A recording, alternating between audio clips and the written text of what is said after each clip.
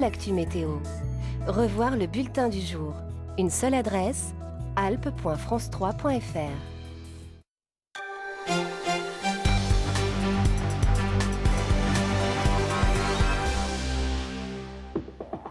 Bonsoir à tous, bienvenue dans les Alpes. Tout de suite, les titres de votre journal. Depuis lundi, 10 millions de Français peuvent se faire vacciner gratuitement contre la grippe. Il s'agit des personnes dites fragiles comme les personnes âgées ou les femmes enceintes. Mais après le fiasco de l'an dernier, un vaccin peu efficace, beaucoup hésitent à se faire vacciner. Nous en parlerons ce soir avec le professeur Jean-Paul Stahl. Il est le chef du service des maladies infectieuses au CHU de Grenoble. Pour la 13e année consécutive, la CCI de Grenoble organise ses journées portes ouvertes des entreprises. L'occasion pour le public de pousser la porte de quelques 120 entreprises et de découvrir les coulisses. Nous sommes allés chez Corgi Timing, installé sur le plateau Mathézin. Enfin, nous verrons que les Saint-Hubert sont des chiens très efficaces pour retrouver d'éventuelles victimes. Ils sont les stars d'un séminaire programmé actuellement à Annecy-le-Vieux. Pour la première fois, c'est en France que se déroule ce rendez-vous des maîtres chiens et de leur Saint-Hubert, une race plutôt méconnue.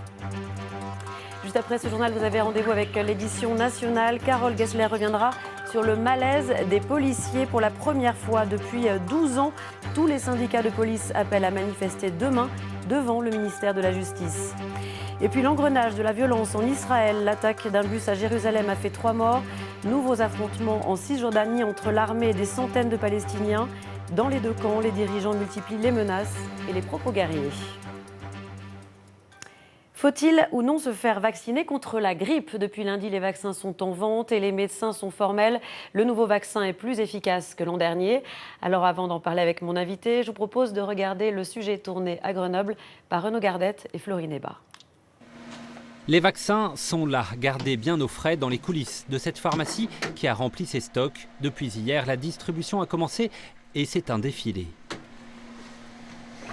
Et voilà la petite injection qu'il faudra donner au médecin. Plus de 150 vaccins sont vendus. Ici, chaque jour, des milliers de doses vont être écoulées dans l'année. Maria est concernée. Elle se fait vacciner tous les ans et elle se dit à chaque fois rassurée. Mon médecin m'a dit que maintenant, il faut faire le vaccin. Pourquoi il vous a dit ça ? Mon âge. L'an dernier, la vaccination a tourné au fiasco avec près de 20 000 morts en France, 10 fois plus que d'habitude. Le virus a en fait muté après l'élaboration du vaccin. Cette année, les autorités affirment que le problème ne devrait pas se renouveler. Cette année, le vaccin a été fait en prévision avec les souches rajoutées par rapport à celles de l'année dernière. Donc ce sera vraiment plus efficace. Effectivement, l'année dernière, il a été beaucoup moins efficace que les autres années, dû à la mutation. Dans ce hangar immense, des stocks à perte de vue. C'est ici que les pharmacies de toute la région passent commande. Les vaccins contre la grippe sont stockés dans une chambre froide. Il y en a en ce moment près de 4000 doses, de quoi fournir les officines pendant un mois sans rupture de stock.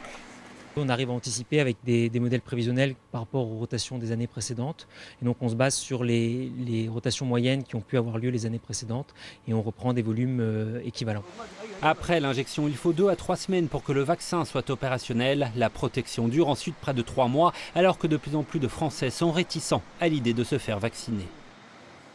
Voilà, et pour aller plus loin sur ce sujet, j'accueille le professeur Jean-Paul Stahl. Bonsoir. Bonsoir. Vous êtes le chef de service des maladies infectieuses au CHU de Grenoble. Alors faut-il, oui ou non, se faire vacciner ? La réponse est sans ambiguïté. La réponse est oui. Il n'y a aucune raison pour ne pas se faire vacciner. Bien entendu, quand on est un patient qui est dans les indications, c'est-à-dire les personnes à risque, vous en avez mentionné quelques-unes tout à l'heure. Il n'y a pas que celles-là, il y a aussi les personnes de plus de 65 ans et tous ceux qui ont des insuffisances quelconques au niveau respiratoire, cardiaque, rénal, voire hépatique. Donc toutes ces personnes-là doivent être vaccinées pour être protégées. C'est chez ces gens-là que la grippe est la plus grave. Et pour autant, le vaccin, l'an dernier, le vaccin contre la grippe avait brillé par son inefficacité avec 18 300 décès supplémentaires. C'est quand même énorme. Alors, il faut tout n'est pas nuancer. lié à la grippe. Voilà, il faut nuancer un petit peu les choses. D'abord, inefficacité, non. C'est-à-dire moindre efficacité par rapport aux années précédentes, oui, mais pas inefficacité.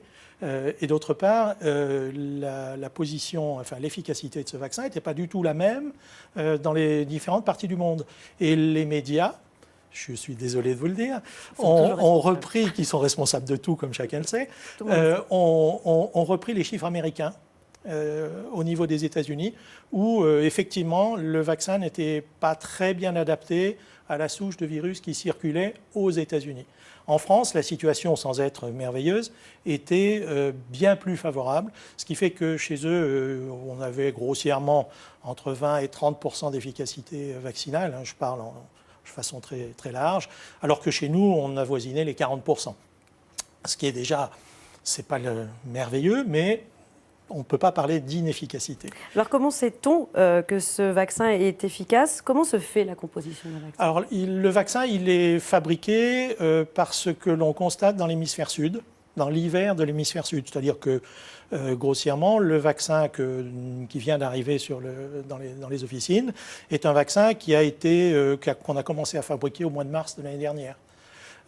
Donc on tient compte bien sûr des modifications du virus à cette occasion-là, mais on ne peut pas prévoir tout ce qui peut arriver dans la vie d'un virus, qui lui-même est extrêmement évolutif. La grippe est quand même, le virus de la grippe est un des virus qui change le plus au fil du temps. Donc malheureusement, l'année dernière, effectivement, le virus a changé alors qu'on ne le prévoyait pas de cette façon. Et il faut le rappeler, Jean-Paul Sall, la grippe tue. On a bien souvent l'image du rythme important. Alors la grippe tue, vous avez parlé tout à l'heure de 18 000 et quelques décès supplémentaires. Il faut sans doute relativiser parce qu'il est très difficile de savoir à quoi attribuer la mortalité, puisque la grippe est grave chez des patients qui ont déjà une comorbidité, qui sont déjà malades de quelque chose. Donc est-ce que la grippe les a tués, pour parler grossièrement, les a tués directement, ou est-ce que c'est l'aggravation de leur maladie?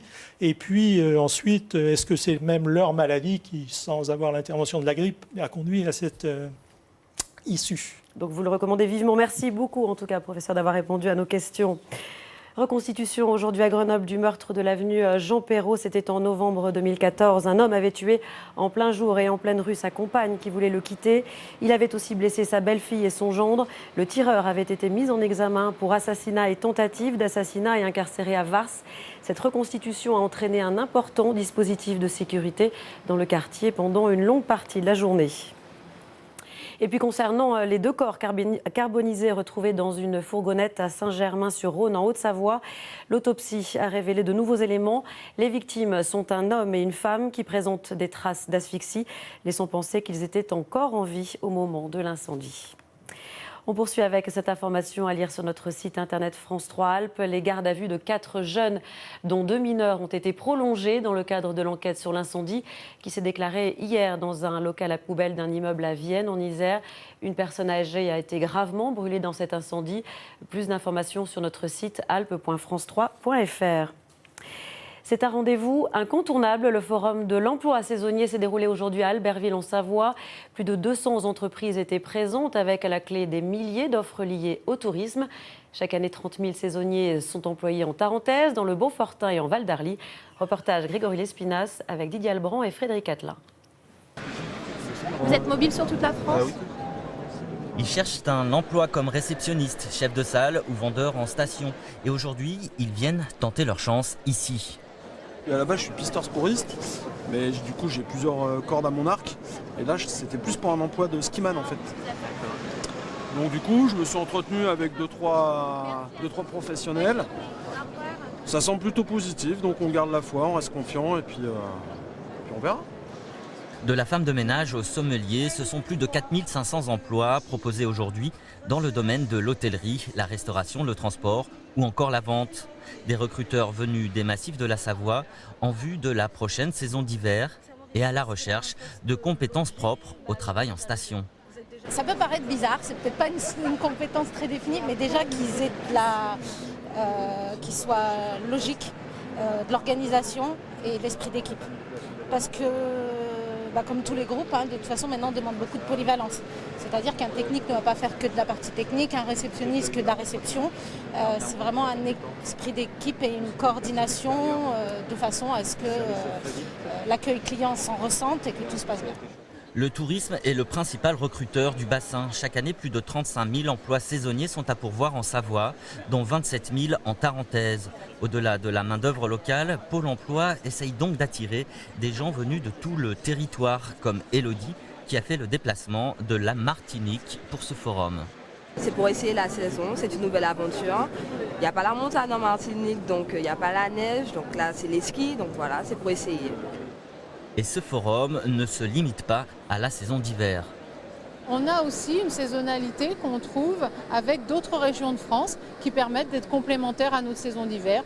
Donc on a des personnes présentes aujourd'hui qui, au mois de mai, juin, iront faire une saison d'été, notamment dans les régions littorales. La 11e édition de ce forum de la saisonnalité aura attiré aujourd'hui près de 7000 visiteurs et 200 recruteurs. Et l'emploi, on continue d'en parler avec l'initiative plutôt originale d'un club de foot à Salles-sur-Sanne dans le Nord-Isère. Ses responsables ont mis en place des ateliers sportifs à l'attention des demandeurs d'emploi ou comment se servir du sport comme support pour l'insertion professionnelle. Damien Borelli, Dominique Bourget. Est-ce que c'est vous qui allez être acteur? Est-ce que tu vas dire des consignes aux autres? Ou est-ce que tu vas être un peu en retrait? Et toutes ces choses-là, en fait, au final, c'est ni plus ni moins votre comportement.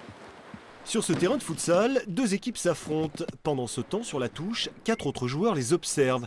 L'objectif n'est pas de compter les buts, mais de noter l'engagement et les attitudes de chacun. Vous vous rappelez de celui que ce matin, je lui ai dit ouais, c'est super bien, t'as tout le temps le sourire. Regardez. Il est tout le temps joyeux, le sourire. Et est-ce que c'est bien ça pour une entreprise? C'est la classe, c'est la classe. Éducateur sportif, Anthony accompagne toute la semaine ces jeunes en recherche d'emploi. Il y a autre chose. Bien joué ça, Jacqueline. On a décidé de mettre en place un programme. Et dans ce programme-là, on s'est dit qu'on pouvait avoir un jeu sur l'insertion professionnelle. Donc ils sont tous demandeurs d'emploi ou décrochés scolaires. On a un public aussi un petit peu. Et on s'est dit, l'idée, c'est de leur proposer de passer une semaine dynamique avec comme support le sport. Et que le sport est vecteur de savoir-être qui sont transversales sur le milieu du monde professionnel, ni plus ni moins. Imaginé et animé par le Football Club de Salaise, ce stage va permettre aux jeunes de rencontrer des chefs d'entreprise du Roussillonnais. Ils vont même se retrouver pour un match. C'est déjà juste le mot foot, ça m'a direct attiré. Et après, vu qu'on m'a dit qu'il allait avoir des patrons et tout, je dis c'est peut-être une chance pour moi. M'aider à trouver mon patron, m'exprimer, comment me présenter, tout ça. Donc c'est pour ça que je suis venu au stage. C'est pour plus avoir confiance en moi. Atelier CV et projet professionnel, visite d'un forum emploi, le programme est copieux. Impliqué dans le socio-éducatif, le club de foot isérois avait envie de mouiller le maillot sur le terrain de l'insertion. Il a convaincu la région, Pôle emploi et la mission locale. Aujourd'hui, c'est d'arriver à mettre en place un lien, à créer des liens en fait, entre ce qu'on fait au quotidien dans le club de foot et puis ce qui se passe un petit peu dans la vraie vie, on va dire, avec ces difficultés sociales. Et en termes d'insertion professionnelle, on est quand même dans un secteur, malgré le fait qu'on soit dans la vallée de la chimie, dans un secteur où les jeunes galèrent pas mal pour trouver de l'emploi, notamment quand ils ont arrêté assez tôt les études. Si Bill, il nous dit... Après le foot, rien de tel qu'un jeu de rôle animé par 2 comédiennes de théâtre pour travailler la présentation et tenter de vaincre sa timidité. Si le stage touche au but, le club de Salaise espère multiplier les sessions. Est-ce que vous vous souvenez? Voilà, trouver un emploi dans une entreprise, mais aussi, pourquoi pas, les visiter. C'est possible en ce moment dans la région de Grenoble où la Chambre de commerce et d'industrie organise ces journées portes ouvertes des entreprises. Valérie Chastelan et Franck Serroni sont allés chez Gorgie Timing, installé sur le plateau mathésin. Bienvenue au pays du temps. Ici, on distribue l'heure et on la synchronise. Voici Amandine, la fille de Maurice Gorgie, le concepteur de cette célèbre horloge. Première partie de la visite, l'atelier production. Il faut penser aussi qu'il y a les changements d'heure, été et hiver. D'ailleurs, il y en a un qui arrive bientôt. Donc là, les horloges vont vraiment aller se mettre à l'heure toutes seules. En fait, il n'y a plus d'intervention sur toute cette partie-là humaine. On en voit fréquemment, donc, en particulier dans les gares ou les aéroports, les affichages, mais même j'ai découvert d'autres applications que je ne connaissais pas. Ça vous fait vibrer toutes ces horloges, tout ce temps qui passe là? Ah oui, c'est la mesure du temps seconde par seconde et c'est assez intense, je trouve. 47 personnes travaillent ici à la Mure, dont 20 à la production. C'est plutôt intéressant de montrer que en France aujourd'hui, on a encore cette capacité à innover, à créer, à développer et surtout à fabriquer. Parce que des fabricants, c'est vrai qu'il y en a de moins en moins. Donc pour nous, c'est important de montrer qu'on est là. Seconde par seconde, Jean-Yves déguste sa visite et nous raconte son programme bien chargé. Hier, on était aux éditions Glénat. Et demain, on va visiter le Père Gras à la Tronche. Et l'après-midi, on va justement dans une salle blanche à STMS Microélectronique. Et puis la semaine prochaine, ERDF et Télé Grenoble. Nul n'est parfait. C'est que cette opération porte ouverte suscite un véritable engouement auprès du public. Il est encore possible de s'inscrire, certaines entreprises sont complètes, mais il reste bien sûr des places dans de nombreuses et belles boîtes à visiter. Pour découvrir les coulisses de Gorgie et des 120 autres entreprises, allez vite vous inscrire sur le site internet de la Chambre de commerce et d'industrie. Il vous reste encore un peu de temps. Toute cette semaine, vous le savez, nous regardons comment les communes font face à la baisse des dotations de l'État. Après l'exemple de Nivola-Vermelles dans le Nord-Isère hier, place ce soir au territoire du Trièves, une communauté de communes très lourdement impactée par cette baisse. Reportage Denis Mignot-Duguet, Jean-Pierre Rivet, Jean-Pierre Ardito. Réunion de crise pour tous les élus de la communauté de communes du Trièves au cinéma du petit village de Clel. Au programme, la présentation du diagnostic financier commandé à un cabinet privé. Et les nouvelles sont plus qu'alarmantes. On ne pourra plus fonctionner de la même façon qu'avant. Pour notre territoire, la baisse des dotations devrait s'élever à peu près 50%. C'est-à-dire que l'État va nous donner 50% de subventions en moins, à la fois pour les communes et la communauté de communes. Et ça correspond en gros à 1,7 million qui ne vont pas arriver sur le territoire. La communauté de communes, en 2017, si on ne fait rien, déjà, on sera en cessation de paiement. Et il y a certaines petites communes pour lesquelles, effectivement, il risque d'y avoir le même problème. 4,6%. Une baisse des dotations de l'État qui s'ajoute à une hausse sensible des charges. Même si la situation diffère en fonction de la commune concernée, c'est l'ensemble de la communauté qui se retrouve dans une situation catastrophique. Cela fait 2 ans maintenant que la communauté de communes est en déficit de manière importante. Nous avons déjà réduit considérablement les budgets, de l'ordre de 5%. Depuis 2 ans, donc c'est beaucoup pour une petite communauté comme la nôtre. Il faut que nous communiquions et il y a une prise de conscience qu'il va falloir faire. Il faut que les gens prennent conscience du problème qu'on a à l'heure actuelle. On ne pourra pas continuer comme ça longtemps, c'est pas possible. À partir de 2017, la communauté de communes n'aura plus les moyens de se financer. Et pourtant, il faudra bien trouver des solutions pour assurer le maintien des écoles, des postes d'agents titulaires ou de l'aide à la petite enfance, pour ne citer que ces exemples. Pour la maire de Château-Bernard, première vice-présidente du Conseil général de l'Isère, le pays est exsangue. Seule solution, travailler ensemble et faire des choix qui, parfois, seront très douloureux. Entre le département et l'intercommunalité, il y a des enjeux financiers, il y a un certain nombre de services à conforter, et puis il y en a d'autres sur lesquels il faut qu'on se dise, on ne pourra plus faire comme ça. Comment est-ce qu'on fait demain? Comment est-ce qu'on croise les financements? Et quels services on arrête? Il va falloir qu'on fasse avec moins d'argent dans l'intégralité de ce pays, donc il va falloir qu'on fasse des choix qui vont être compliqués, mais la meilleure façon de les faire, et la meilleure façon de faire comprendre qu'il faut les faire, c'est bien d'avancer comme une ligne de rugby, ensemble, groupés, et talonneur derrière, et on fonce, et on y va ensemble. Le message est clair, il faut serrer les rangs pour étudier les solutions possibles sans augmenter encore une fois les impôts locaux. Les élus du Trièves vont travailler en commission. Première réunion les 5 et 6 novembre prochains pour parler tourisme, compétences, finances et écoles. En Haute-Savoie, l'agglomération d'Annecy est en guerre contre le gaspillage du pain. On en consomme beaucoup, mais ça finit souvent à la poubelle. Alors pour mieux les conserver, une opération a été mise en place. Il s'agit de distribuer des sacs à l'entrée des boulangeries de l'agglomération. Une initiative plutôt bien accueillie, comme l'ont constaté Marion Feutry et Christian Mathieu. Bonjour monsieur, je vous offre un sac à pain, c'est de l'agglo. Si vous le rapportez, ça vous fera 3 centimes de réduction si vous ne prenez pas le sac en papier. Bonjour madame, vous avez le droit aussi. Assorti à votre pull. Merci. De simples sacs en tissu, la nouvelle arme d'une guerre anti-gaspillage. L'idée, mieux conserver son pain, aliment de base qui finit trop souvent, trop vite à la poubelle. Allez, on va faire. Bon, les 7 centimes. On nous dit que le pain vivra plus longtemps ou un petit peu mieux dans ce sac, c'est très bien, c'est une bonne idée, bonne initiative. À la maison, j'ai une boîte pour conserver le pain, mais c'est vrai que le sac, c'est vraiment pour aller le chercher, ça c'est pratique quoi. En offrant ce sac, ça amène les gens à se poser la question sur leurs déchets et à se poser des questions sur leurs déchets. Et aussi, donc, on leur offre un petit livret qui va avec pour leur donner des astuces de réduction du gaspillage. Pour mener le combat, des agents du service gestion des déchets. Leur but, instiller les bons réflexes chez les consommateurs. Congeler son pain, lui donner une seconde vie lorsqu'il est sec. Bref, éviter que 600 tonnes de pain ne finissent chaque année dans les poubelles de l'agglo. Derrière, nos partenaires, les 5 boulangeries qui travaillent sur cette expérimentation, ont accepté dans la période qui va suivre de pointer pendant quelques semaines le nombre de personnes qui revoient avec les sacs pour voir si le type d'action peut être dupliqué, s'il y a une réelle efficacité et si les gens jouent le jeu ensuite. Après le pain, viendra le temps de s'attaquer aux autres déchets alimentaires.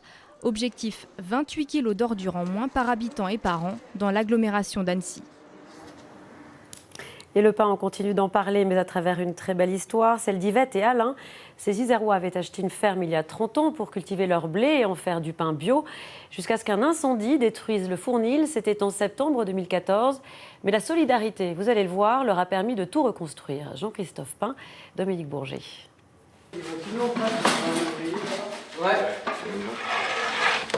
Le GAEC d'Alicou en pleine renaissance. Le nouveau four est enfin opérationnel. De 2h du matin à 13h, Sylvain, Heinz et Florent pétrissent, façonnent et cuisent 700 kg de pain chaque semaine. Ça veut dire que c'est cuit. Et quand c'est pas creux, ça veut dire qu'il faut le remettre. Il y a une couleur qu'on aime avoir, donc c'est plutôt, c'est pas brûlé, mais c'est brunâtre, avec une teinte jolie, quoi, un peu feu.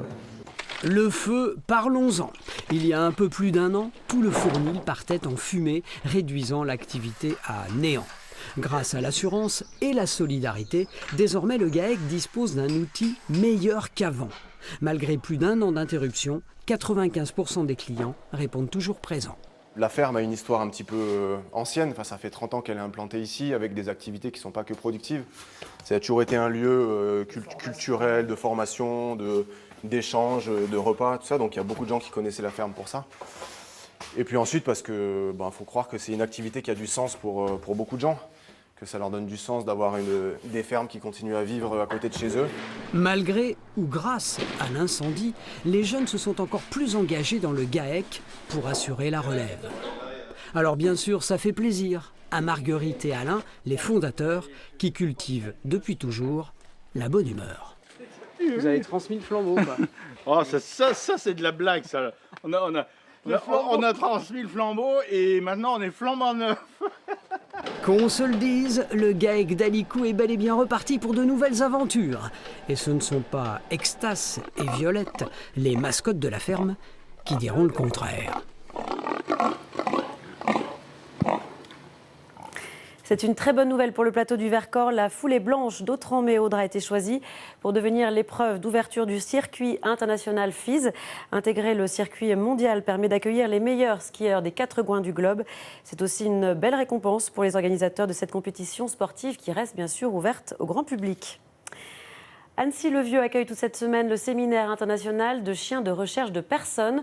Pour la première fois, c'est en France que se déroule ce rendez-vous des maîtres chiens et de leur Saint-Hubert. Une race méconnue, les Américains les utilisent depuis un siècle pour leurs investigations. En Europe, c'est beaucoup plus récent. Pourtant, ces chiens s'avèrent très efficaces, comme l'ont constaté Marion Feutry et Christian Mathieu. Cherche. L'odeur, celle de Roger, faussement disparu. La consigne, le retrouver. Exercice en conditions du réel pour ces Saint-Hubert, comme Izzy, 3 ans. Travaille comme il faut, Izzy. Allez, cocotte. On est obligé de lui faire confiance. Confiance au chien. Nous, notre rôle, c'est de l'aider. Jeu de piste en milieu urbain, où les sources de distraction olfactive sont infinies. Alors là, sur les petites odeurs, parasites. Sous l'œil attentif d'un instructeur américain, Il ne faudra que quelques minutes pour mettre la patte sur notre faux disparu. Oui, assis, ça c'est bien, voilà. Oui, très très bien, cocotte. Ils sont obligés déjà de travailler un peu tout le temps, ils aiment ça. Ils demandent de travailler. Et puis en même temps, il faut varier les exercices, varier les personnes, les odeurs, les situations. La pression en moins, l'exercice a tout d'une véritable intervention. Rechercher des personnes disparues, en fugue ou encore des cambrioleurs, c'est le destin d'Izzy, Neve et des autres Saint-Hubert de pistage. Beaucoup travaillent en Suisse, en Allemagne, aux États-Unis, assez peu en France. Vous avez 13 chiens de Saint-Hubert en France qui sont dispatchés sur tout le territoire national, ce qui peut paraître peu, en espérant qu'on en mette un peu plus, c'est le but. Parce que c'est un chien vraiment qui a des qualités olfactives qui sont supérieures aux autres races qu'on utilise. Performants et endurants, les Saint-Hubert sont capables de suivre une piste 7 ou 8 heures durant. Après ce parcours de 500 mètres seulement, pas étonnant donc qu'ils en redemandent. Avant de refermer ce journal, je vous rappelle l'une des principales informations. La campagne de vaccination contre la grippe a été lancée à Grenoble, comme un peu partout en France, avec un vaccin prévu plus efficace que l'an dernier. Mais les spécialistes s'inquiètent du déclin du nombre de personnes vaccinées et de la défiance d'une frange de la population.